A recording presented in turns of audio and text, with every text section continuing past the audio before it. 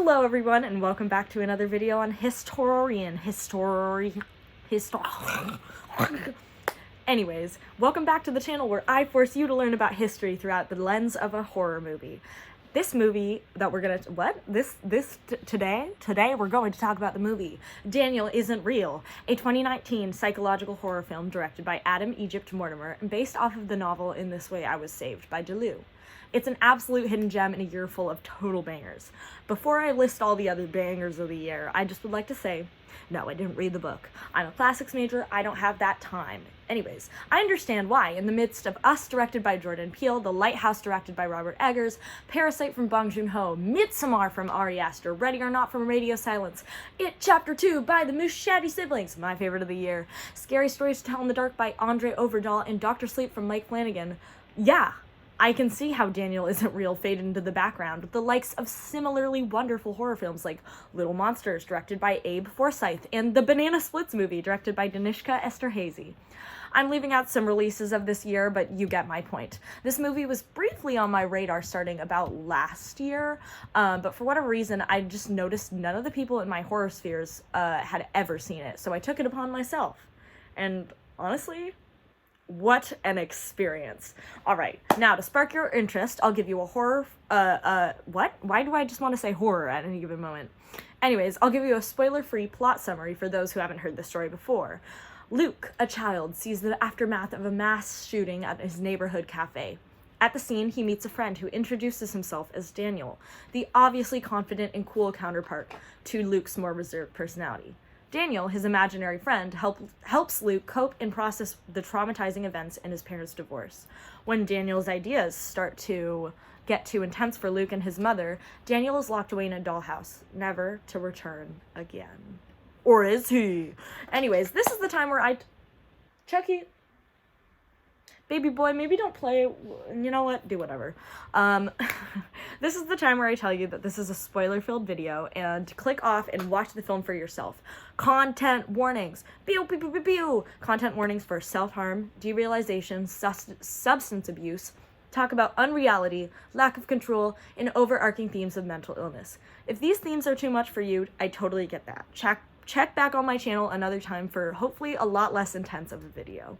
I will admit, coming from the quarry where I first was introduced to actor Miles Robbins, I was really not expecting the range and chops that he had. Like, honestly, regardless of whatever analysis that I'm going to give you, I think the performances of, like, the actors that I'll mention in a minute, just absolute chef's kiss, mwah, mwah, mwah.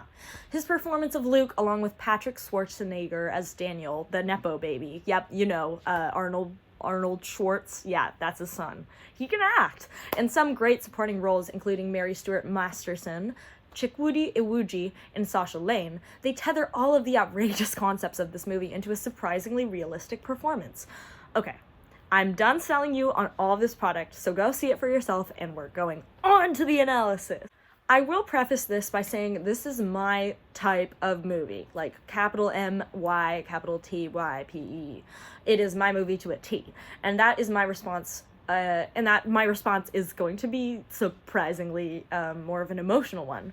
This movie definitely has like a lot more propensity to fuck me up than most psychological horror films do, with some of the given circumstances like mental illness running in my family and growing up as a masculine person in college without many forms of guidance.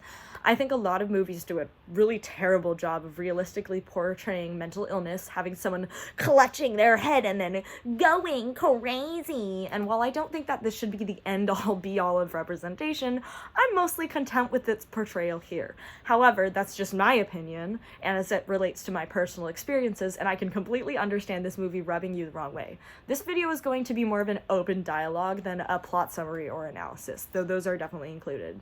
Anyways, like I said, this film opens with the kid Luke leaving his arguing parents, wandering away to a coffee shop. There's an abrupt shooting scene that genuinely unsettled me given the world that we live in. More on this inciting incident and my conclusion from it later. Luke meets Daniel while staring at the crime scene, and they move to the park, already becoming fast friends. One thing I immediately noticed was how they played with guns, as in they went to play shooting games post-haste real shooting. This is not only how boys were raised to play versus girls, quote unquote, this is all very gendered, very stereotypical gender, but mostly an interesting trauma response to rationalize the events. or so we think. Luke and his mom, Claire, are very sympathetic characters. At first, Claire plays along, allowing Daniel into her house and encouraging Luke with his imaginary friends. Of course, Daniel is there. I would need a coping mechanism too. They play by lying on their back, mimicking opening parachutes and going boom, and then they use brooms as swords for sword fighting. Typical imaginary friend stuff. But speaking of which, I cannot relate to this part of the premise, by the way. Despite being a very traumatized only child, I never had one, nor did my parents ever tell me that I had one. So, you know what? After watching this movie, I'm kind of glad I didn't. Anyways, the friendship quickly slams to a halt when Daniel one day encourages Luke to put all of his mother's pills, presumably antidepressants or antipsychotics, in her smoothie to, quote, give her superpowers, end quote. Naturally, the mother almost overdoses, she overdoses and she almost dies, leading Claire to banish Daniel from their home. Luke sends Daniel to the dollhouse, locks it up, and a curtain is placed over the dollhouse. As much as I believe this is all literally happening, I also think that Daniel as a friend being locked in a dollhouse can also be a metaphor for a reading I haven't seen a lot yet. Luke's repressed queerness. Oh, wow. Wow, big surprise, guys. I'm gonna talk about gay shit. Alright, now I get it. Robbins played a gay guy in The Quarry. I love you, Ryan. So he's gay here too? No. Not speculating on his personal life, I think this movie is rife with homoerotic undertones, and I don't want to attribute the queerness of this character to the queerness of Dylan from The Quarry, which, by the way, I would like to make a video about soon. But the mother asking her son to lock a part of himself or his love away, never to be uncovered again, wow, that sounds a little familiar to a lot of kids growing up. Anyways, we're gonna fast forward to assumedly Luke's first year in college. He's moved out from his mom's place, but he's a good son and he visits her often. Little mama's boy. She's clearly not well and he visits Dr. Braun, played by Uwuji, concerned for her and in the future, his own mental health. He's encouraged to delve into his own psyche more by his doctor. Spoiler alert, that's a big fucking mistake. And he unlocks the dollhouse that's kept Daniel captive all these years. To me, this is also a symbol of the aforementioned self-acceptance, as Luke is his own man now and can make the decision to contemplate his queerness or not. Sure enough, the next scene follows him stopping his mother from hurting herself. She grabs a pair of scissors and tries to bring it to her neck, when Daniel all of a sudden appears with a helpful bit of advice. Telling Luke to bring the scissors up to his own neck, Claire immediately stops and agrees to hospitalize herself and seek help. This section with the scissors, genuinely made me grab my own neck. Admittedly, I've had, mental illness. Mental illness, it runs in my family, innit? So I've had a few situations that were particularly reminiscent of this with my Alzheimer's grandparents. I'm not gonna disclose any more than that, but this was definitely, the first time in this movie that I was like, oh, this might come for my neck. This might come for me. Also, I would like to point out there's a lot of wolf motifs in this movie. Miles Robbins be in a horror that doesn't include wolves or bears challenge. But don't, please, because I find it fun. Anyways, we're entering the cuter coming-of-age section of this film with Daniel wingmanning for Luke and helping him out in various social situations. He sets him up with two girls, one more obviously vapid at a party, which Daniel orchestrates and encourages the dangerous behavior of binge drinking. And he puts a razor up to his neck, but that's more straightforward. And another artist, Cassie. This entire time, I'm literally just kind of marveling at the acting and the chemistry between Luke and Daniel. It's just so palpable. I really don't know how specifically Robbins delivers his lines with absolute relatability. There are obviously hints that Daniel is more sinister than he lets on earlier. How, for example, Daniel starts to, I don't know, he just is, he's a typical little bitch. He's a gross little guy. He's constantly commenting salacious things about the women around him, especially when they can't do anything to stop it, and with Luke more or less allowing him to. This all reeks to me of compulsory heterosexuality, and thank you for ruining my notes. It now says Daniel is real. More creepiness from Nepo Chad. He's just scaring me. It reminds me of the quote, which also has to do with wolves. Every gentleman is just a wolf in disguise. Yeah, this movie is just a lot to watch through the lens of heterosexual anxiety. The Greeks would say they are just close friends. This is also when I'm gonna mention that I think, except for the actors that I mentioned earlier, The rest of the characters are basically too flat and just aren't really my favorite supporting actors in horror history. Their writing's a lot less fleshed out too. So I won't lie. The character of Cassie, she really had a lot to catch up with, because once I heard the phrase, quote, all the real artists, end quote, I was like, babe, I've been to school with people like you. You sound so pretentious and honestly awful, and I need you to stop. She's giving, like, way too much manic pixie dream girl, like Jenna Ortega's character in The Second Babysitter, which I also did not like. But apparently scratch that. She might just be manic. She and Luke take axes or something to her installation called the cat box, where her toilet is, which is honestly, admittedly, very funny. Her character does get a lot less, like, caricature-y as the film goes on, but it was definitely a hard start, where I wasn't sure whether I was going to like the character of Cassie or not. Anyways, as Luke starts to get his way, he starts to ignore Daniel's advice even more. The scene of him winding down, excited post-Cassie, and not giving Daniel the time of gay guy in love with your possibly not straight but guy friend who's seeing two women vibes? No, just me? Was that just a personal experience? Okay, yeah, no, totally got that.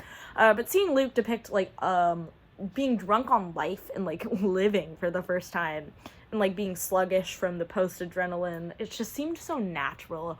I feel like I need to see Luke, I need to see Miles Robbins in more things. I need to see him. There's a lot more filler later of Daniel, Luke, and sometimes Cassie, but in particular, there's a scene that really cracked me up, where Daniel, like, takes off his shirt and reveals a million answers to a math quiz on his body, and I was like, this is absolutely homoeroticism. But yes, this is generally just Dennis being... Dennis the menace? Daniel is not Dennis, and he is a menace to society, so... What? I got distracted. My cat is here. He's so cute. Chucky. Anyways, fast forward to Daniel making Luke go to a party where he goes and hits on a white goon in a cheongsam. Daniel's all like, come on, man, you're not dating Cassie. You should make out with this appropriator. And so he's like a lot of guys. He listens to his bro and he spends more time with her. And in my notes I have, she, quote, gyrates on him, with Daniel watching in a totally no homo way, end quote. And at some point he, quote, touches his hair in a gay way, end quote. I cannot confirm nor deny whether this actually happens. I'm not including clips of the movie here, so guess you'll just have to watch it. Guess you'll just have to rewatch it. Anyways, this is probably a good time for me to touch more on the history side of the historian aspect.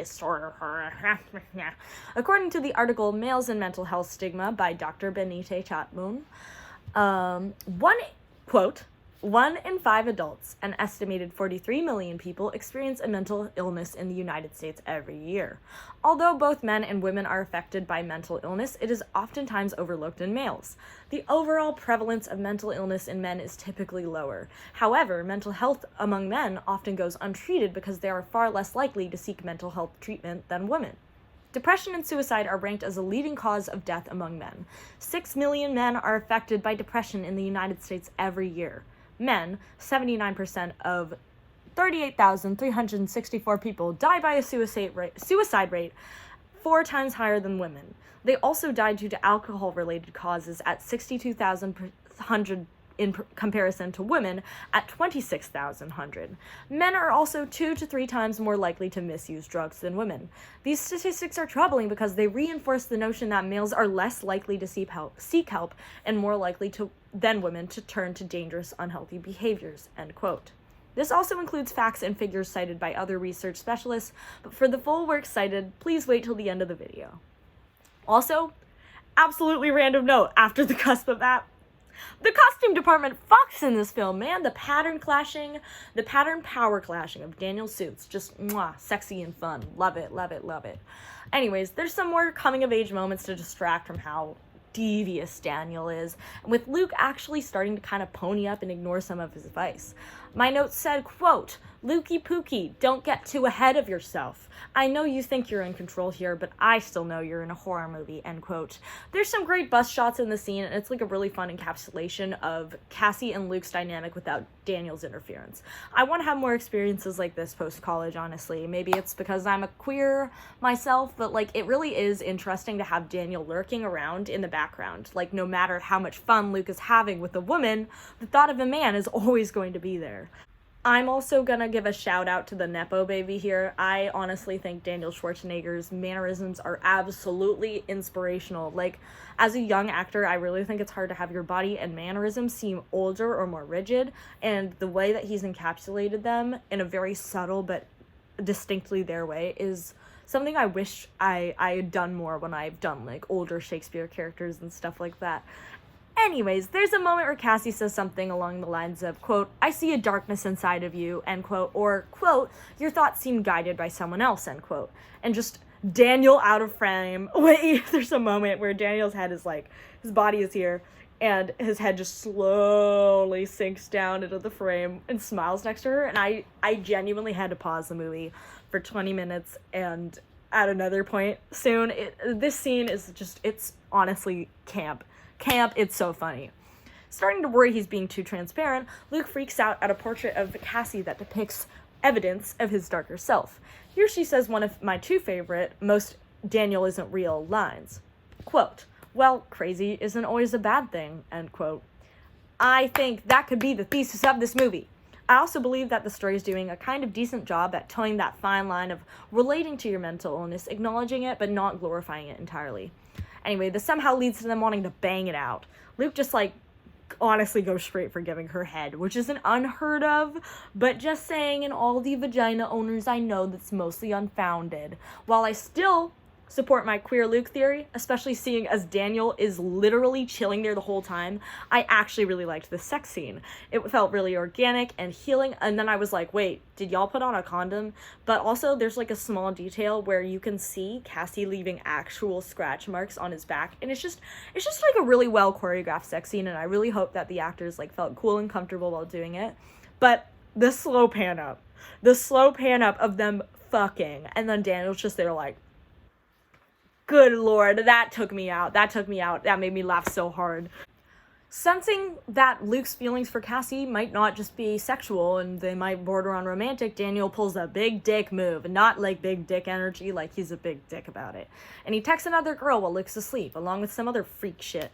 This leads to a group of students going down into the subway tunnels or something with some clunky dialogue. Like, I don't know about y'all, but my college classmates and I don't really talk this much about identity. Like, I get Daniel bringing it up first, but it really fell out of left field for Miss Chung-sam over here. Like, there's just more mentions of Luke's animal side here in a way that I just didn't think was entirely subtle or really that important. Like, we'd already heard it.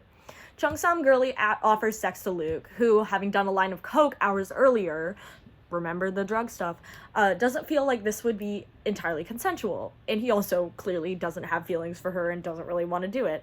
This leads to, Daniel wanting to be the dominant one. He wants to give that random girl that slappy toppy. Daniel offers to take over for Luke, and this is where the trippy shit starts.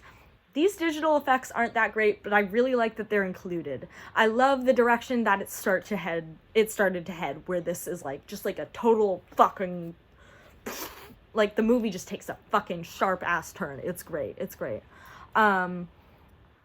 With Daniel in the front seat now, he has some really over-the-top and aggressive wolf-like sex with the girl. Acting erratically and still in Luke's body, mind you, he finishes and decides heterosexual sex just wasn't enough for him. Daniel attacks Luke's roommate, nearly killing him because he just didn't like the guy the entire time.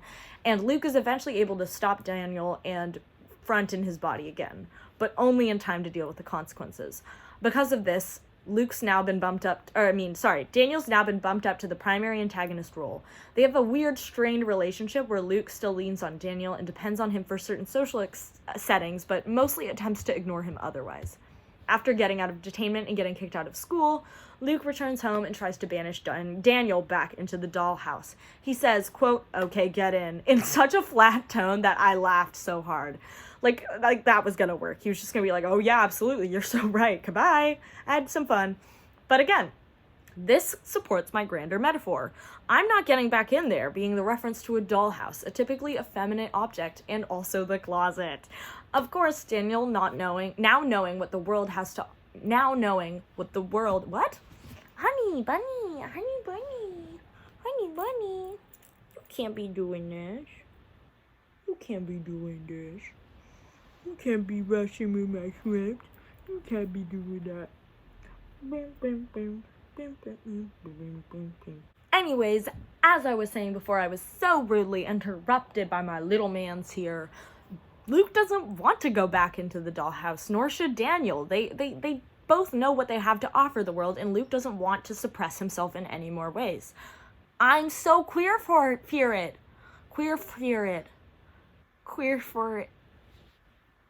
That might be the new section. That might be the new title of these videos. So queer fear it? Get it? Like queer for it? I'm so here for it? Queer fear? Okay. Yeah! Okay. After having several public outbreaks, Luke can't really seem to figure out how to help himself. He visits his mother, who seems to be doing much better, in the hospital. They have a grounded conversation about her mental health and how it's likely hereditary. At one point, Luke asks, quote, "Did you know this would happen to me too?" End quote. And you can see Claire crumble. It's really a genuinely heartbreaking question to me. One that I've honestly thought to say to my family over and over, but I never had the guts to do so. Also, that would hurt them. I will add this for the non-queers who, to be honest, I don't know why you're watching this review anyways, but stick around for this doozy.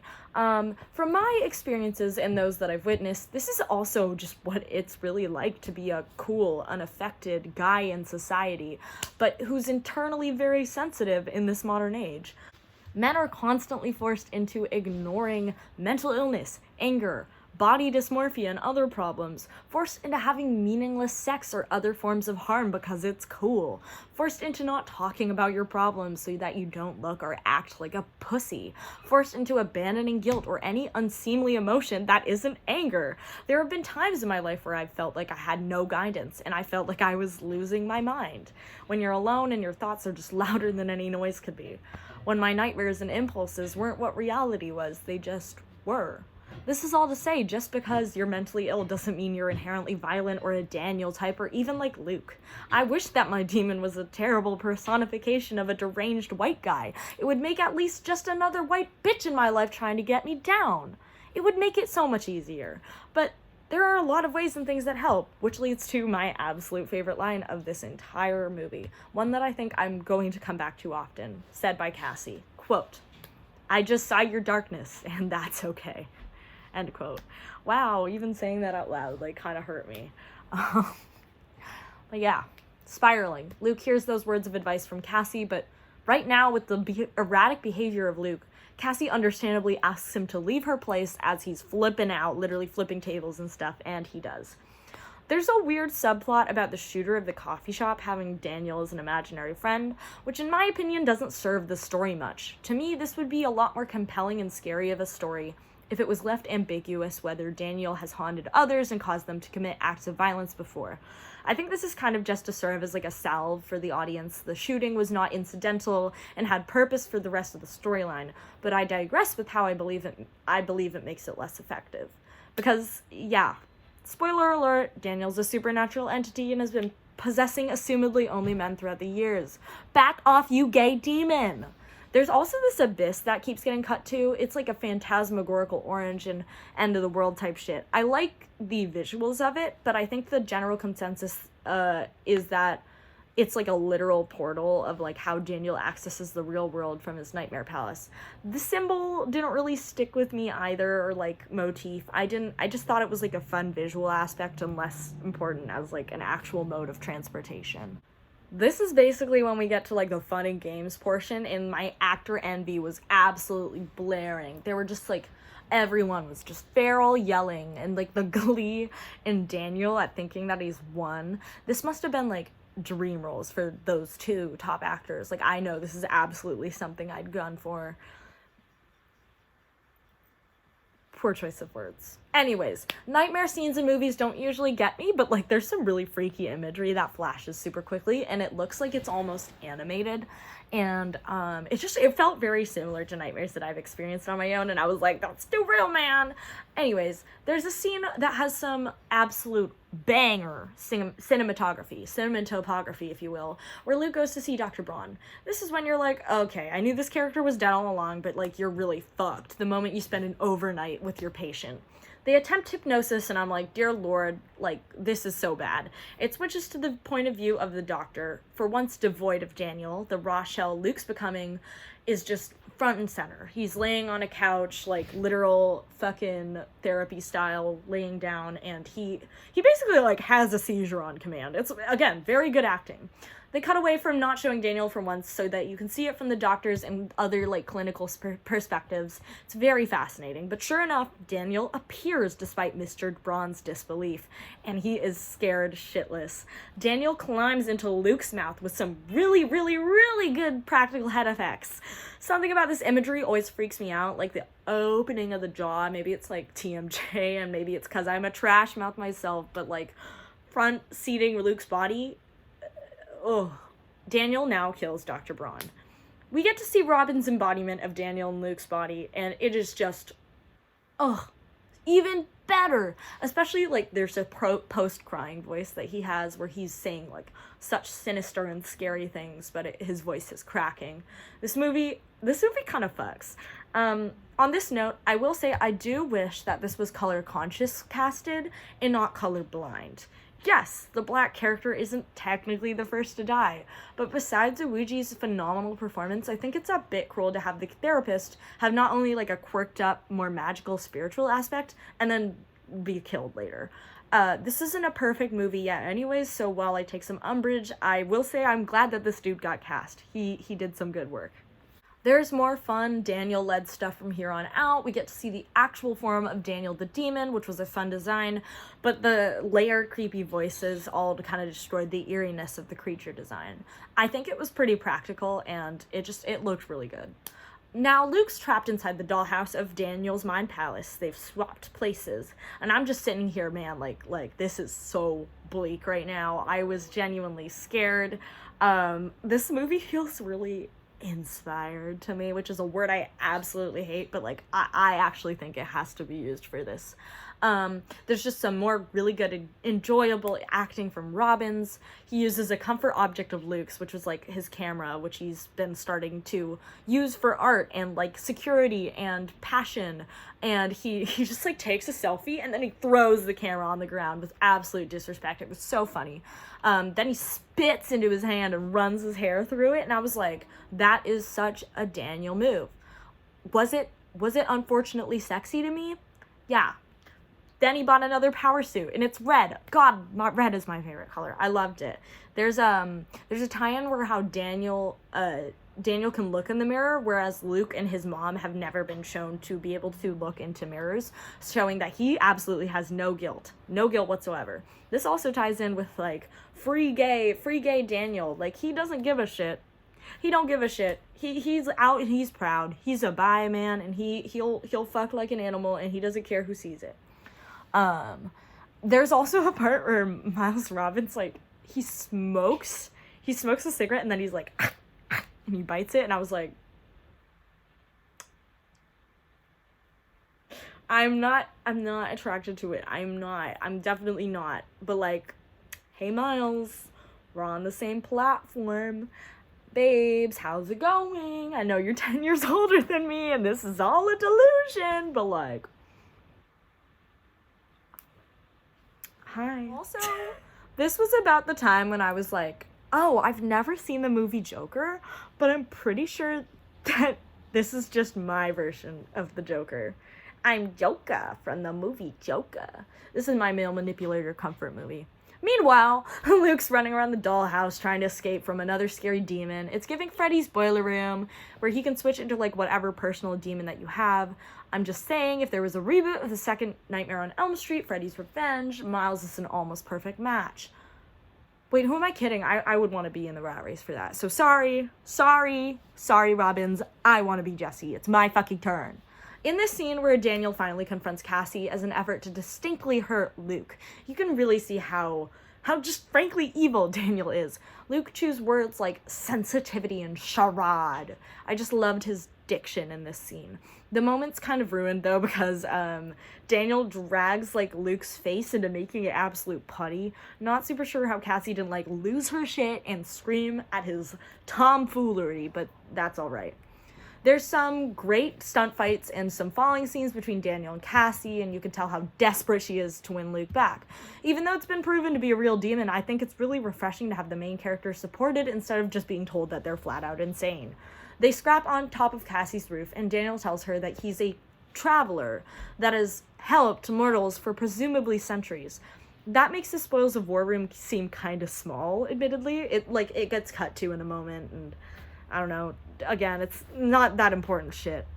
Luke, still trapped in the dollhouse, finds a door to try and leave from. He doesn't have his handy key, but he finds a knife, which he uses to stab the demon following him. Then it's like, oh no, that was John, that was the shooter from the inciting incident. And apparently his demon crown design is like thorns of like bullets from like the police shot him and like how he died. I just thought that was a fun detail. Trying to escape, Luke tears down the bricks, but finds he's been amontillado. Y'all read that? Y'all read that short story? Anyways, eventually, Luke builds and resolve and escapes brick by fucking brick. This is a great springtime movie. It's just like decay, recovery, rebuilding. Love it. Luke jumps through the abyss and arrives before Daniel, but not Cassie. A fun turn on how Daniel was previously invisible to everyone. They fight, and they call back to the first scene by having a broomstick versus sword fight. Pow, pow, pow, pow, pow. Cassie's allowed to escape this time, and Luke essentially sacrifices himself to make sure his vessel is destroyed. You got it. You remember from the beginning, it's parachute time. If I go, you go. Voldemort and Harry Potter style. Luke falls over the edge of the building, dragging Daniel's body with him. It cuts to Cassie trying to shake Luke's prone body, but he bleeds out onto the pavement. You thought that earlier shit was bleak? Nah, this ending fucking hurts. It finally shows Daniel in his orange dollhouse abyss area, and he jumps into it. I think the general consensus seemed to be that, that was Daniel jumping back into the real world and finding a new vessel. But to be honest, that's probably the true ending, but I like my interpretation better. I didn't really immediately get that. I thought that Daniel had learned from his experience more than he'd learned in his other centuries of hurting others, and that really no one had ever taken the step to eradicate him like Luke. As we'd seen in that former, in the opening, he just got shot, which meant that I think his body's vessel could choose, as he died, to swip over to another. I don't think he'd ever, been taken out forcibly by his own vessel before.